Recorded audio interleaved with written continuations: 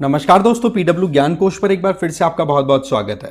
दोस्तों, national education policy 2020 के आधार पर जब रिफॉर्म्स की बात आई तो उसमें रिकॉर्ड कीपिंग रिफॉर्म्स की भी बात हुई थी। इसमें ऑटोमेटेड परमानेंट अकाउंट रजिस्ट्री अपार आईडी की बात भी की गई और उसके आधार पर यह कहा कि जो भी स्कूल गोइंग स्टूडेंट्स हैं, बच्चे हैं, उन सब का डेटा, जिसमें उनके खुद के जितने भी सर्टिफिकेट्स हैं, अचीवमेंट्स हैं, अवार्ड्स हैं, उन सबको एक जगह इंटीग्रेटेड मैनर में इकट्ठा रखा जाएगा डिजिटल फॉर्म में, जिससे कि कल को ना रिकॉर्ड कहीं पे खो जाए। हमारे पास में पेपर में हमारे सर्टिफिकेट्स होते हैं तो कहीं खोने का डर रहता है, कहीं जलने का डर रहता है, तो उनको फिर री इशू करवाना बहुत सारी माथापची रहती है। तो उस चीज़ को एक तरीके से गवर्नमेंट ने कंसोलिडेट करने के लिए ये मैकेनिज्म स्टार्ट किया, एग्जैक्टली वैसे जैसे कि आपका आधार कार्ड है। बट हमें यह देखना होगा कि ये अपार आईडी है ना, ये हर एक स्टूडेंट को बनवाने के लिए ये कहा गया पहले तो कि भाई आपको वॉलेंटरीली इसके ऊपर सोचने की जरूरत है। आप चाहते हो तो कंसेंट दो, अदरवाइज नहीं बनवाओ तो भी कोई प्रॉब्लम नहीं है। अब इसमें क्या होता है कि जो सीबीएसई है ना, उसके लिए तो सेंट्रल गवर्नमेंट की तरफ से मैसेज आ गया कि भाई आपके जितने भी एफिलिएटेड स्कूल्स हैं वहां पर स्टूडेंट्स के अपार का आईडी कार्ड बनने चाहिए। साथ ही साथ स्टेट गवर्नमेंट्स को भी कहा है कि बनवाने की पूरी कोशिश करो, और स्टेट गवर्नमेंट ने भी अपने स्टेट जो बोर्ड्स हैं, एजुकेशन बोर्ड्स हैं, उनसे एफिलिएटेड स्कूल्स है ना, उन पे आप दबाव बनाना स्टार्ट कर दिया, जिसके चलते कहीं ना कहीं कंपटीशन सा भी बन गया है कि किस स्टेट में सबसे ज्यादा अपार आईडीज बनी है। तो इस बात को लेकर के पेरेंट्स भी बहुत ज्यादा कंसर्न है, कुछ एजुकेशन एक्टिविस्ट हैं वो भी कंसर्न है कि सबसे बड़ी प्रॉब्लम तो ये है कि आप डिजिटली इतना सारा डेटा कलेक्ट कर लोगे तो इस डेटा की प्रोटेक्शन की कौन जिम्मेदारी लेगा।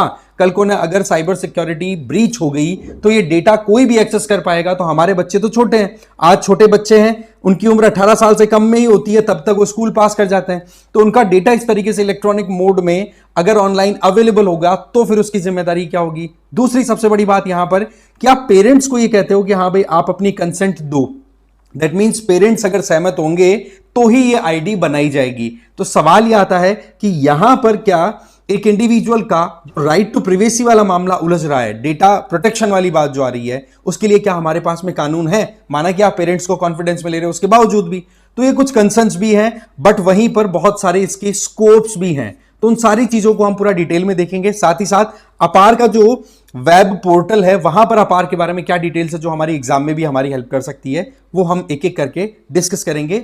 आगे बढ़ने से पहले आप मुझे फॉलो कर सकते हैं इस क्यूआर कोड को स्कैन करके टेलीग्राम पर। मेरा नाम है रजनीकांत लाटा और PW1LIS की तरफ से यूपीएससी फाउंडेशन कोर्सेज रन कराए जा रहे हैं, जिसमें संकल्प 2027 चल रहा है हिंदी और इंग्लिश में, टाइटन 2026 इंग्लिश में, प्रहार 2026 इंग्लिश और हिंदी में। इसमें आपको लाइव रिकॉर्डेड क्लासेस मिल जाएंगी जिसमें जीएस और सीसैट दोनों इंक्लूडेड है। डेली आपकी एमसीक्यू प्रैक्टिस और मेंस आंसर राइटिंग प्रैक्टिस इसमें इंक्लूडेड है, और इसमें ई बुक्स भी आपको दी जाएंगी जिससे कि आप सेल्फ स्टडी अच्छे से कर सके। एडमिशन बिल्कुल ओपन है, रेट आपकी 11,000 की पड़ेगी, कोई सा भी एक कोर्स लें उसकी।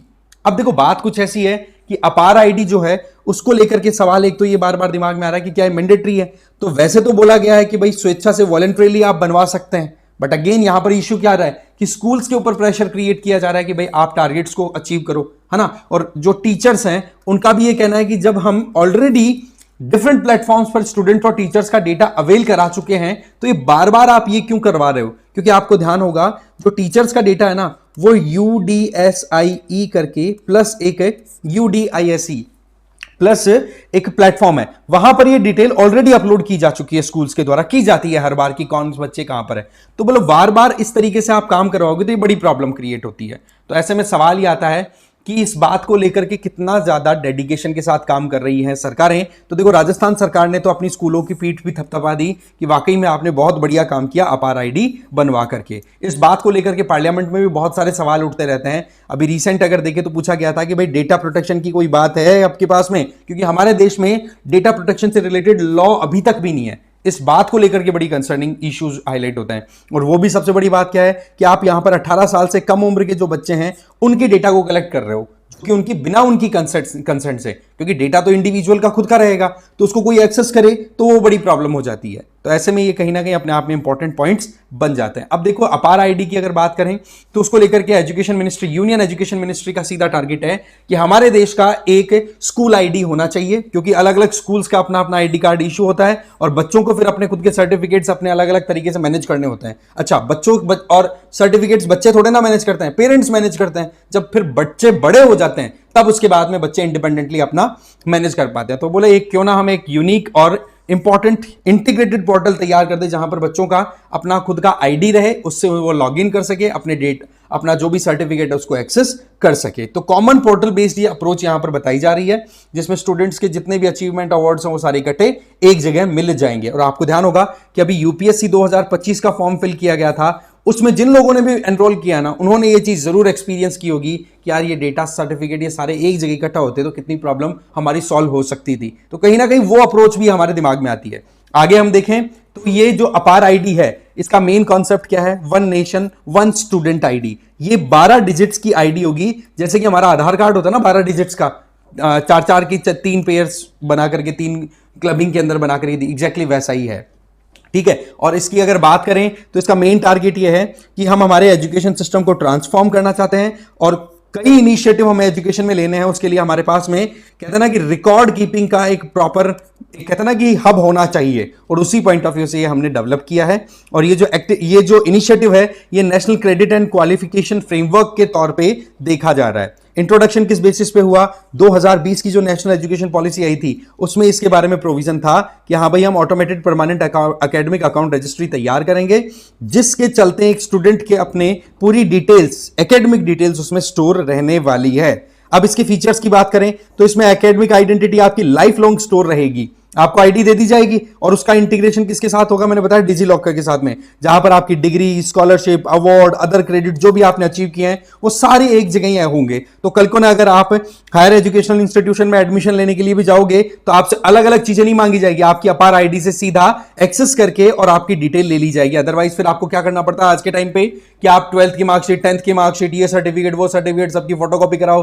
पहले तो अटेस्टेशन का और प्रॉब्लम होती थी, उसको इजी किया गवर्नमेंट ने कि सेल्फ अटेस्टेड ही ठीक है, आप खुद के साइन ही कर दो, क्या स्वयं सत्यापित करके ही दे दो, है ना।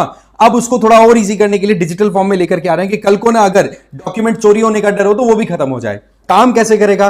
देखो स्कूल्स में आपके रिकॉर्ड सारे मेंटेन रहते हैं, तो वहीं से आपके डेटा को अपलोड किया जाएगा। आपको प्रॉपर कहते हैं कि बातचीत करा करके स्कूल और आपके पेरेंट्स उनके बीच में एक प्रॉपर कॉन्फिडेंस बेकिंग का प्रोसेस होगा, उसके आधार पर काम होगा। और वैसे देखा जाए तो हायर एजुकेशन इंस्टीट्यूशंस हो या कोई भी आप कंपटीशन एग्जाम का फॉर्म फिल करते हैं तो आपको ये रिक्वायरमेंट होती है कि हाँ जी आपको सर्टिफिकेट प्रोड्यूस करना है, तो वो फिर यहां से एक्सेस हो पाएंगे। स्टूडेंट्स के लिए बेनिफिट आपको दिखाई पड़ गया कि सिंगल प्लेटफॉर्म पर आपकी सारी कंसोलिडेटेड एकेडमिक रिकॉर्ड्स एक जगह मिल जाएंगे। इसके अलावा सभी स्टूडेंट्स को स्ट्रीमलाइन करने का मौका मिलेगा। स्टूडेंट्स हैं, पेरेंट्स हैं, एजुकेटर्स हैं, इन सब के पास में आपकी जब अपार आईडी होगी तो एक्सेस करके और जो भी अपडेट करना है, जो अपडेट हुआ उसको देखना है, वो आसानी से एक्सेस कर पाएंगे। इसके अलावा ये डिजिटल रिपोजिटरी होगी जहां आपका एकेडमिक जो भी अचीवमेंट्स है उनको स्टोर करके रखेगी। सीमलेस एकेडमिक मोबिलिटी, कहीं पर भी आपको अपने फिजिकल डॉक्यूमेंट्स को ले जाकर के सबमिट करने की जरूरत नहीं है, ऑटोमेटिकली ऑनलाइन हो जाएगा। फिर बात आती है डेटा सिक्योरिटी और कॉन्फिडेंशियलिटी। देखो ये तो मामला मैंने ऑलरेडी बताया कि आर्टिकल 21 जो है हमारे कॉन्स्टिट्यूशन का, उसमें ऑलरेडी राइट टू प्रिवेसी का प्रोविजन दिया हुआ है। तो क्या यहां पर बच्चों का जो स्टूडेंट्स का जो डेटा है वो कॉम्प्रोमाइज हो गया तो उसकी कौन जिम्मेदारी लेगा? तो इस पोर्टल पे ये साफ साफ ये कहा है कि डेटा सिक्योरिटी और कॉन्फिडेंशियलिटी हमारे लिए प्रायोरिटी पे है।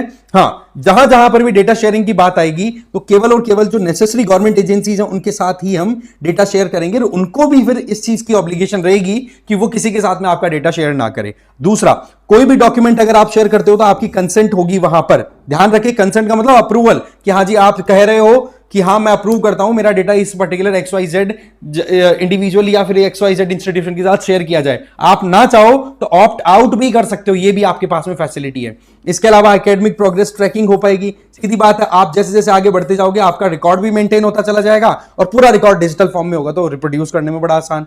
प्रोसेस क्या होगा? सबसे पहला काम तो देखो वेरिफिकेशन का होता है। इसमें क्या होता है? डेमोग्राफिक डिटेल्स, जिसका मतलब हो गया कि आप किस पर्टिकुलर लोकेलिटी में हो, कहां पर आपकी स्कूल है, वहां से वेरीफाई करवा करके देखा जाएगा कि हाँ ये इंडिविजुअल आइडेंटिफाई हो गया, नंबर 1। नंबर 2, फिर पेरेंट्स से पूछा जाएगा कि आप चाहते हो कि हाँ भाई स्टूडेंट्स जो हैं आपके 12वीं क्लास से छोटे बच्चे हैं तो उनका हमें अपार आईडी बनवाना है, तो आप क्या एग्री करते हो बनवाना है कि नहीं बनवाना? तो पेरेंट्स सोच समझ करके अपना यस और नो आंसर दे देंगे। फिर उसके बाद में ऑथेंटिकेशन होगा कि हाँ वाकई में जो स्कूल है वो प्रॉपर है कि नहीं, जो बच्चा है उसकी आधार कार्ड और वो सारी चीजें इंटीग्रेट होगी, जिससे कि हाँ भाई एक प्रॉपर यूनिकनेस उस पर्टिकुलर अपार आईडी नंबर के साथ इंटीग्रेट हो सके। फिर आपकी आईडी क्रिएट हो जाएगी जिसका आप प्रिंट करवा करके ये कहते हैं ना कि आईडी कार्ड की तरह आपका डेवलप हो जाएगा और उसी का लिंक फिर आपके डिजी लॉकर से भी होगा। कंक्लूजन क्या है कि देखो गवर्नमेंट की तरफ से ये एफर्ट किया जा रहा है कि आपके एजुकेशनल जो भी काम है, देखो पढ़ाई करना एक काम होता है, पर उसके साथ में डॉक्यूमेंट्स को मैनेज करना, डॉक्यूमेंट्स को मेंटेन करना एक बड़ी हेडेक वाली चीज है। तो उस चीज को थोड़ा ईजी बनाने का यहां पर केस तैयार किया गया है। बट फिर भी आपको पता है कि बहुत सारे कंसर्न्स हैं, बहुत सारे इश्यूज हैं, जिनमें नंबर 1 मैंने आपको बताया कि शुरुआत में ये कहा कि वॉलेंट्री है ये, जैसे हमने बोला कि आप चाहते हो तो कंसेंट दीजिए, बट द पॉइंट इज कहीं ना कहीं सरकार सीबीएसई, आरबीएसई या फिर कोई जो भी आपके डिफरेंट स्कूल बोर्ड्स हैं, सरकारें हैं, उनके थ्रू आपको एक तरीके से एक स्ट्रीम लाइन करने की कोशिश की जा रही है कि आप आरआईडी बनवा लो, इससे क्या क्या फायदे हो सकते हैं। और वैसे देखो सरकार की तरफ से कुछ बेनिफिट अगर देने भी हो, फॉर एग्जाम्पल आपको स्कॉलरशिप देनी है, स्कॉलरशिप से रिलेटेड कितने सारे स्कैम्स आते हैं, तो आपके अकाउंट में पैसा ट्रांसफर करना हो तो वो चीजें थोड़ा पॉसिबल हो पाएगी। साथ ही साथ आपके सर्टिफिकेट है, एससी सर्टिफिकेट है, एसटी सर्टिफिकेट है, कोई भी सर्टिफिकेट्स हैं तो वो भी आपके वहीं मैनेज रहेंगे, तो ऑनलाइन चेक करना पॉसिबल हो पाएगा। हाँ भाई इसको बेनिफिट देना, इसको नहीं देना, ये कितने बेनिफिट का हकदार है, वो चीजें भी आ जाती है। But again data, cyber security, इसको लेकर के बड़ा कंसर्निंग इशू हाईलाइट होता रहता है। साथ ही साथ बर्डन आ गया स्कूल और जो टीचर्स हैं उनके ऊपर एडिशनल, क्योंकि ऑलरेडी यूडीआईएसई प्लस के ऊपर ऑलरेडी डेटा अपलोडेड है, पर दोबारा हमें करना पड़ेगा, है ना। तो बट पॉइंट इज मैंने आपको बता दिया कि किस तरीके से सारा ये इकोसिस्टम काम करने वाला है सारा, ठीक है। इसके अलावा माइनर्स जो हैं उनकी आप डेटा एक्सेस कर रहे हो तो ये बहुत ही ज्यादा एक तरीके से कॉन्स्टिट्यूशनल बेसिक्स का भी कहीं ना कहीं वायलेशन कंसीडर किया जा रहा है। तो ये कुछ कंसर्न्स भी साथ ही साथ आ रहे हैं। अब आपके कुछ कंसर्न है, आपका कोई ओपिनियन है तो जरूर आप कमेंट में शेयर करिए, कमेंट बॉक्स में शेयर करिए। बाकी देखो जो लोग यूपीएससी का फॉर्म फिल कर चुके हैं ना, उनको समझ में आ रहा होगा कि वाकई में इस तरीके का अगर कोई प्लेटफॉर्म पहले से होता तो शायद ये माथापच्ची हमारी रिड्यूस हो जाती, जो हमें एक फॉर्म फिल करने में 8 घंटे, 10 घंटे, 2 दिन, 3 दिन लग रहे थे। बाकी आपकी राय अपनी कमेंट बॉक्स में जरूर शेयर करें। इस वीडियो में इतना ही। Thank you very much.